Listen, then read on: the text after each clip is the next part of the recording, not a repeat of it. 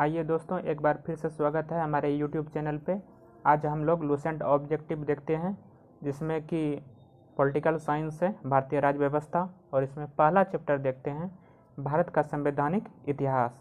तो आज का क्वेश्चन शुरू करते हैं। आप लोग जो हमारे इस चैनल से जुड़ जाइए ताकि आपको इसी तरह का वीडियो मिलता रहे। हमारे चैनल को सब्सक्राइब कर लीजिए। तो क्वेश्चन देखते हैं।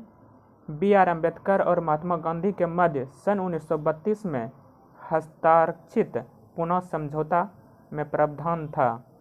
तो इसमें प्रावधान जो था, हरिजनों के लिए आरक्षण सहित संयुक्त निर्वाचन क्षेत्र, हरिजनों के लिए आरक्षण सहित संयुक्त निर्वाचन क्षेत्र का। अगला क्वेश्चन देखते हैं। वह कौन सा अधिनियम था जिसमें भारत में सत्ता ब्रिटिश ईस्ट इंडिया कंपनी से ब्रिटिश क्राउन में हस्तांतरित की थी? तो भारत शासन अधिनियम 1858। आगे देखते हैं। निम्नलिखित में से किस अधिनियम द्वारा भारत के गवर्नर जनरल को अध्यादेश जारी करने की शक्ति प्रदान की गई थी? भारत परिषद अधिनियम 1861 के तहत। आगे देखते हैं क्वेश्चन। अगला क्वेश्चन है, सुमेलित कीजिए। तो देखते हैं। अगस्त घोषणा। अगस्त घोषणा जो है लॉर्ड मॉन्टेक्यू ने किया था। अगस्त घोषणा लॉर्ड मॉन्टेक्यू। अगस्त प्रस्ताव लॉर्ड लिनलिथगो। Lord Linlithgow. अगस्त संकल्प महात्मा गांधी के द्वारा लिया गया था। प्रत्यक्ष कार्यवाही दिवस मोहम्मद अली जिन्ना। आगे देखते हैं। रेगुलेटिंग एक्ट पारित किया गया 1773 में। आगे देखते हैं। अगला क्वेश्चन है, भारत के गवर्नर जनरल को किस एक्ट के द्वारा अपनी समिति के निर्णय को अस्वीकार करने का अधिकार मिला? 1786 का अमेंडमेंट एक्ट के द्वारा। आगे, महारानी विक्टोरिया को भारत की सामग्री नियुक्त किया गया। महारानी विक्टोरिया को भारत की सामग्री जो है 1876 में नियुक्त किया गया था। आगे देखते हैं। सामग्री विक्टोरिया ने 1858 की घोषणा में भारतीयों को बहुत सी चीज़ें दिए जाने की आश्वासन दिया था। निम्न आश्वासनों में से कौन सा ब्रिटिश शासन ने पूरा किया? देसी रजवाड़ों की यथास्थिति बनाए रखी। यही आश्वासन एक पूरा किया था कि देसी रजवाड़ों की यथास्थिति बनाए रखी जाएगी। आगे देखते हैं। मिंटो मार्ले सुधार का उद्देश्य था। तो मिंटो मार्ले सुधार का उद्देश्य जो था, पृथक निर्वाचन प्रणाली। आगे, मिंटो मार्ले सुधार बिल किस वर्ष पारित किया गया था? मिंटो मार्ले सुधार बिल जो है 1909 में पारित किया गया था। मुसलमानों के लिए आरक्षित निर्वाचन मंडल प्रारंभ में किसके द्वारा लाया गया था? मोंटो मार्ले सुधार के तहत 1909 के तहत मुसलमानों के लिए आरक्षित निर्वाचन मंडल प्रारंभ में लाया गया था। आगे देखते हैं। आगे क्वेश्चन है। अगला क्वेश्चन है, 1909 के इंडिया कौंसिल एक्ट में किस बात की व्यवस्था की गई थी? 1909 के इंडियन कौंसिल एक्ट में किस बात की व्यवस्था की गई थी? सांप्रदायिक प्रतिनिधित्व की बात की गई थी। आगे देखते हैं। मॉन्टेक्यू चेम्सफोर्ड सुधार में प्रावधानों का सार था। मॉन्टेक्यू चेम्सफोर्ड सुधार में प्रावधानों का सार प्रांतों में दोहरा शासन था। प्रांतों में दोहरा शासन। अगला क्वेश्चन देखते हैं। अगला क्वेश्चन है, 1946 का कैबिनेट मिशन 3 मंत्रियों से गठित था। निम्नलिखित में से कौन इसका सदस्य नहीं था? तो 1946 के कैबिनेट मिशन में लॉर्ड एमरी सदस्य नहीं था, और इसका सदस्य जो था lord Pethick Lawrence, A B Alexander, sir Stafford Cripps. ये जो था तीनों 1946 के कैबिनेट मिशन अधिनियम के सदस्य थे। आगे देखते हैं। कैबिनेट मिशन योजना के विषय में कौन सा सही नहीं है? तो कैबिनेट मिशन के विषय में कौन सा सही नहीं है? पाकिस्तान की स्वीकृति, ये सही नहीं है। आगे, भारत का संवैधानिक लागू होने तक स्वतंत्रता के पश्चात इसका शासन किसके अंतर्गत चला गया? तो भारत का जब तक संविधान लागू नहीं हुआ था उसके पश्चात 1935 के भारत शासन अधिनियम के अनुसार चला गया था। आगे देखते हैं।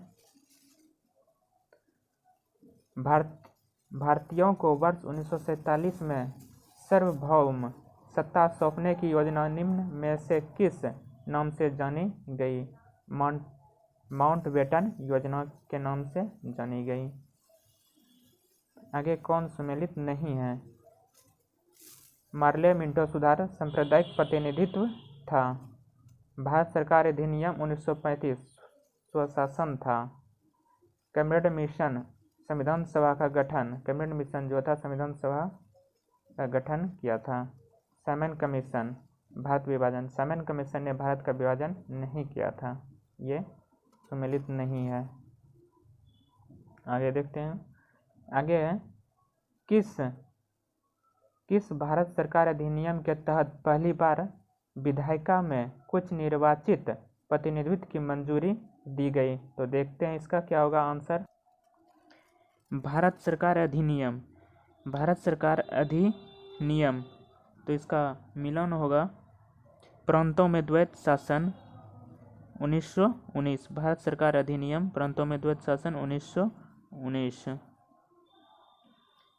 भारत सरकार अधिनियम 1935, तो भारत सरकार अधिनियम 1935 द्वारा प्रांतीय स्वायत्तता स्थापित की गई थी। सी नंबर है मिंटो मार्ले सुधार 1909, मिंटो मार्ले सुधार 1909, तो इसका होगा सांप्रदायिक निर्वाचन, सांप्रदायिक निर्वाचन। आगे है भारत परिषद अधिनियम 1861, भारत परिषद अधिनियम 1861, इसका होगा सती प्रथा का अंत, सती प्रथा का अंत। और डी नंबर है ई नंबर भारत सरकार अधिनियम 1858, भारत सरकार अधिनियम 1858, ब्रिटिश शासन शक्ति में आया, ब्रिटिश शासन शक्ति में आया। आगे क्वेश्चन देखते हैं। आगे क्वेश्चन है, अगला क्वेश्चन है अखिल भारतीय महासंघ स्थापित करने का प्रावधान शामिल किया गया था। अखिल भारतीय महासंघ स्थापित करने का प्रावधान शामिल किया गया था, तो इसका प्रावधान भारत सरकार अधिनियम 1935 के तहत किया गया था। अगला क्वेश्चन देखते हैं। निम्नलिखित में से किस अधिनियम ने केंद्र में द्वैत शासन प्रणाली को स्थापित किया? भारत शासन अधिनियम 1919 के तहत स्थापित किया। आगे देखते हैं। संघीय प्रणाली का पहला प्रयास भारत सरकार अधिनियम डैश के द्वारा किया गया, तो संघीय प्रणाली का पहला प्रयास 1919 भारत शासन अधिनियम 1935 के तहत किया गया। आगे देखते हैं। किस अधिनियम की प्रमुख विशेषता प्रांतीय स्वायत्तता थी? किस अधिनियम की प्रमुख विशेषता प्रांतीय स्वायत्तता थी? तो 1935 के अधिनियम के तहत प्रांतीय स्वायत्तता थी। आगे देखते हैं। आगे क्वेश्चन है भारत में सचिव का पद किसके द्वारा निर्वाचित किया गया था? भारत में सचिव का पद किसके द्वारा निर्वाचित किया गया था? तो भारत सरकार अधिनियम 1858 में भारत में सचिव का पद लाया गया था, जिसमें कि 15 सदस्य होते थे। अगला देखते हैं।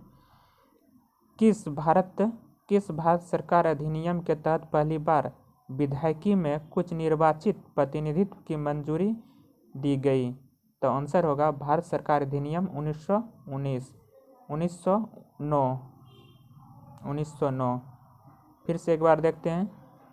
किस भारत सरकार अधिनियम के तहत पहली बार विधायिकी में कुछ निर्वाचित प्रतिनिधित्व की मंजूरी दी गई? भारत सरकार अधिनियम 1909। आगे देखते हैं। भारत शासन अधिनियम 1935 द्वारा स्थापित संघ में अपशिष्ट शक्तियाँ किसे दी गई थी? भारत शासन अधिनियम 1935 द्वारा स्थापित संघ में अपशिष्ट शक्तियाँ किसे दी गई थी? गवर्नर जनरल को संघ में अपशिष्ट शक्तियाँ दी गई थी। आगे किस अधिनियम को मॉन्टेक्यू चेम्सफोर्ड सुधार के नाम से जाना जाता है?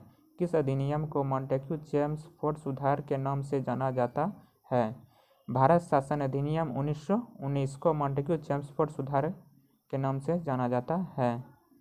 तो दोस्तों ये था क्वेश्चन भारत का संवैधानिक इतिहास अगले चैप्टर का अगले वीडियो में लेके आएंगे। तब तक के लिए धन्यवाद। आप लोग हमारे इस चैनल को ज़्यादा से ज़्यादा शेयर कीजिए और सब्सक्राइब कर लीजिए ताकि आप लोगों को इसी तरह का वीडियो मिलता रहे। धन्यवाद।